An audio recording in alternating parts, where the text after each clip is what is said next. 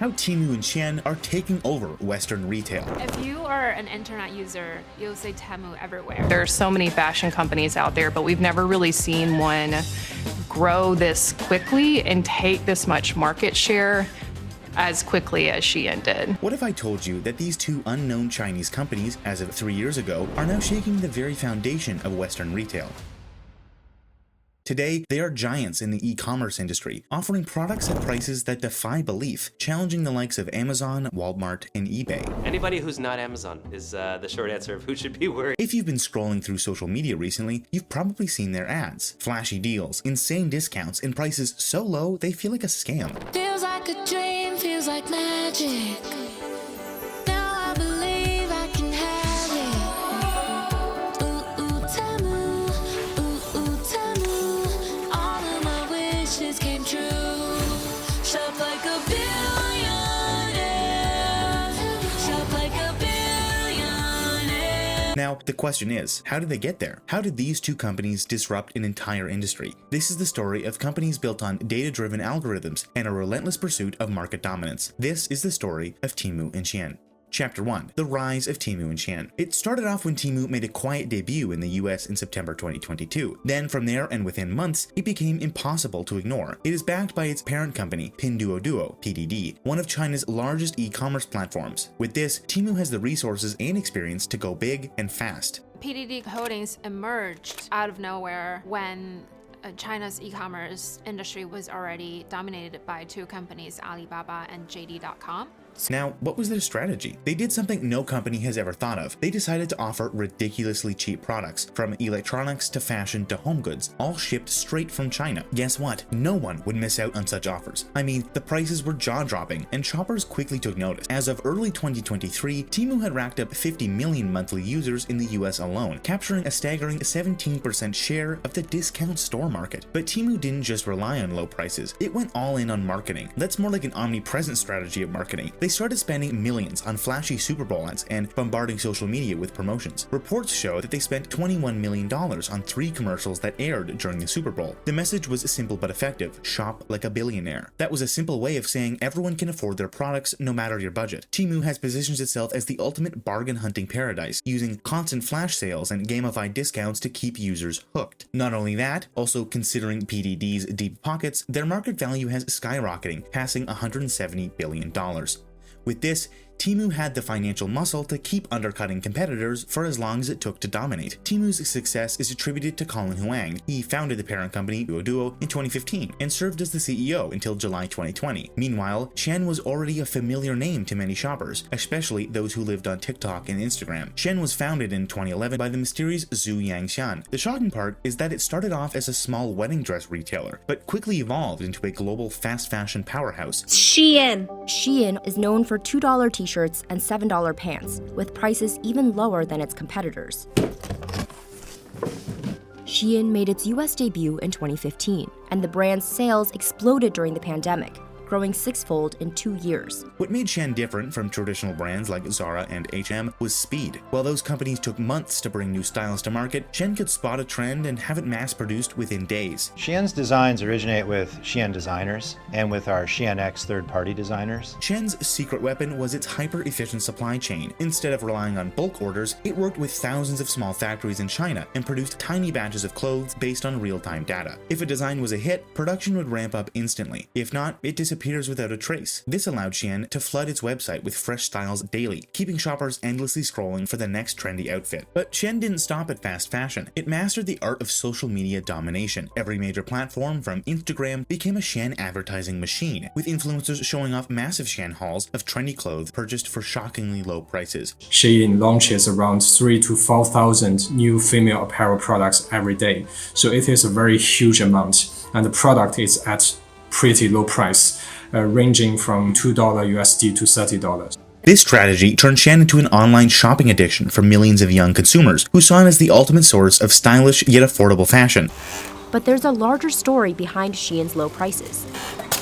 A congressional report found that Shein uses a tax exemption to cut costs. Shein's valuation skyrocketed as it grew its empire. At over $100 billion, it was suddenly competing with global fashion giants, and retailers like Zara and H&M found it difficult to keep up with Shein's lightning-fast pace and ultra-low prices. Shein's rise was about more than just selling clothes, it was about revolutionizing the fashion industry. Despite its success, Shein remained mysterious in many ways. Its founder, Zhu Yangtian, rarely gave interviews, and the company operated with an almost secretive aura. While other major brands boasted about their corporate culture, Shein concentrated on one thing: growth. It didn't need to explain itself because its numbers spoke for itself. Temu and Shein were not just competing with Western retailers, they were also influencing people's shopping habits. Temu made shopping seem like a game, with deals that were surprising and addictive. Shein transformed fashion into a fast-paced, constantly evolving digital experience. Both companies leveraged data in ways that Western merchants failed to match, ushering in an e-commerce revolution that was happening live. Western giants like Amazon and Walmart had ruled for so long that they didn't see this coming. But Temu and Shein weren't following the regulations. They had created something completely new, which was spreading over the world at a rate that no one could ignore. And this was only the beginning. Chapter 2: Temu and Shein versus Western Retail.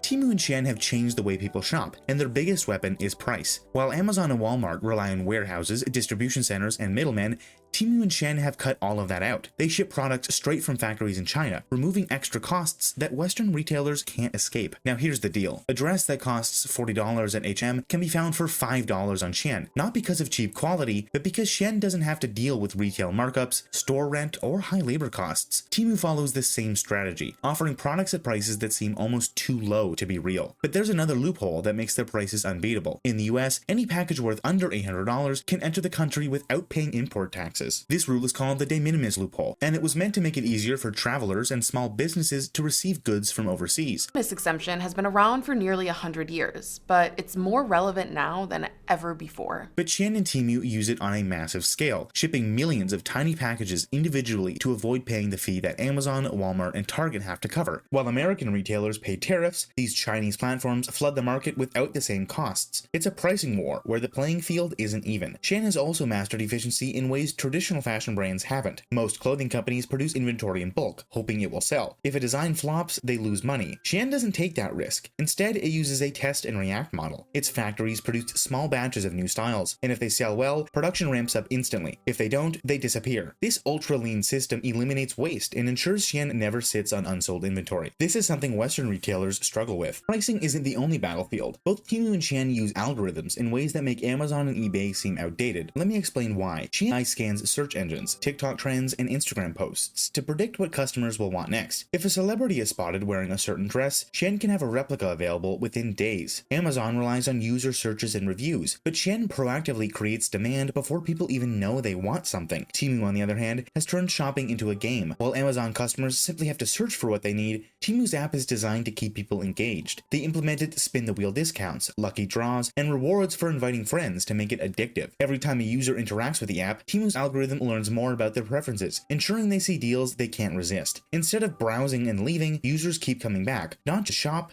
but to play. Platforms use strong personalization. On Amazon, everyone sees the same homepage, with a few personalized recommendations thrown in, but Shein and Temu create personalized feeds for each user. As more people look, the platform learns and the discounts improve. This keeps customers interested, as they feel as if they are continuously uncovering fresh deals tailored specifically to them. Western retailers have yet to fully perfect this tactic.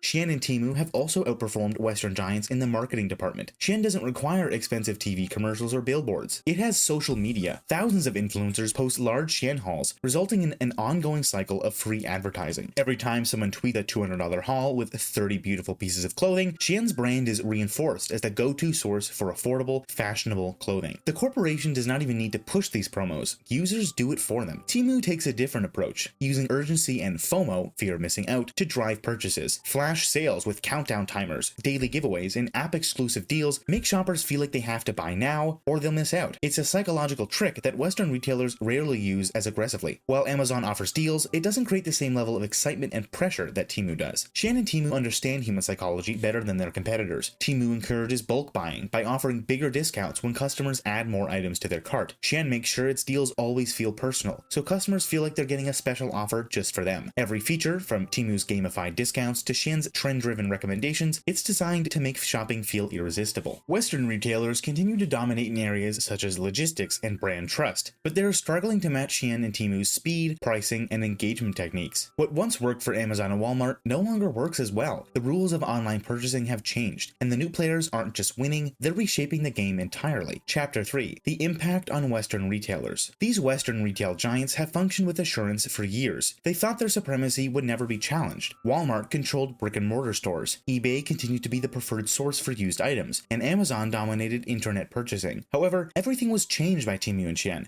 They made these giants play a game for which they were unprepared. Take, for example, Amazon. They have responded by launching Amazon Haul, which is a new program designed to rival Temu's low prices. Amazon is hoping to win over Shein and Temu shoppers with a new discount web store where every item is less than 20 bucks. What's their objective? Well, they basically intend to flood their market with incredibly low-cost goods from China to prevent buyers from leaving. But here's the deal. Despite Amazon's robust logistical network, they're still unable to compete with Temu's unpredictable pricing and engaging gamified purchasing experience. The task was significantly more difficult for eBay and Walmart. Walmart had spent years emphasizing dependability and convenience, but it didn't matter much when Temu offered comparable goods at a much lower cost. Meanwhile, eBay, a marketplace that was previously renowned for its unmatched deals, was becoming less relevant in the meantime. eBay fell out of date due to Temu's direct-to-customer business strategy, which completely eliminated resellers. Shein's rise created another crisis, this time for fast fashion giants like Zara and H&M. These companies had built empires on affordable, trendy clothing, but Shein did it faster, cheaper, and in far greater volume. While Zara needed months to get a new collection into stores, Shein could spot a trend, design it, and have it in customers' hands within weeks. The relentless pace of Shein's inventory turnover made traditional fashion retailers look sluggish. Even their attempts to pivot toward online sales weren't enough. Shoppers had already been trained to expect thousands of new styles on Shein's app every day, along with endless discounts and influencer-driven marketing. But with rapid growth came controversy. Shein had long been accused of exploiting factory workers, paying low wages and grueling conditions to sustain its ultra-fast production cycles. In fact, investigations revealed reports of 75-hour work weeks and unsafe environments, sparking outrage among human rights groups. Temu faced similar scrutiny, with allegations that some of its third-party suppliers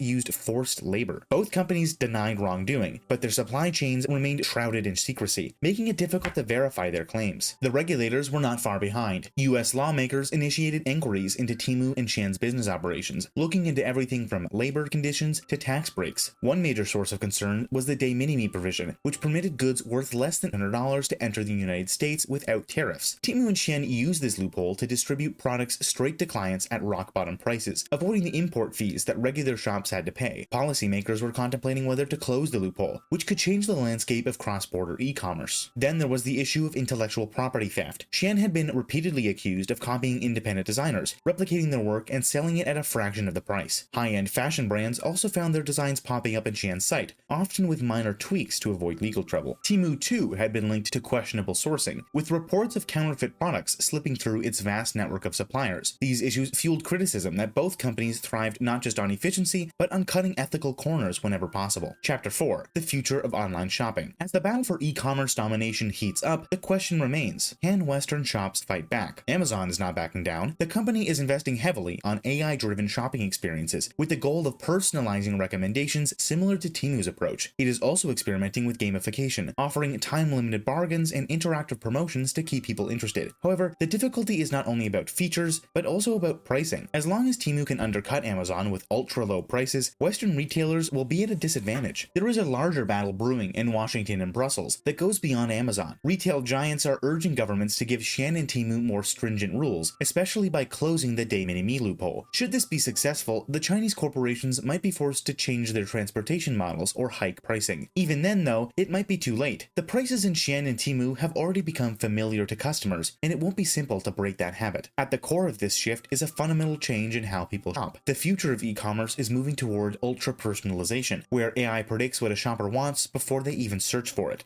Shein and Temu are already excelling in this area, using sophisticated algorithms to track behavior and adjust product offerings in real time. If Western retailers can't match this level of data-driven precision, they risk falling further behind. Yet the dominance of Temu and Shein raises serious concerns. Their rock-bottom prices are great for consumers in the short term, but if Western retailers can't compete, more local businesses may shut down. This could lead to fewer job opportunities in the retail sector, especially for those working in warehouses and logistics. The ripple effects could be felt across entire economies, as domestic production declines in favor of cheaper overseas alternatives. Another major issue is data privacy.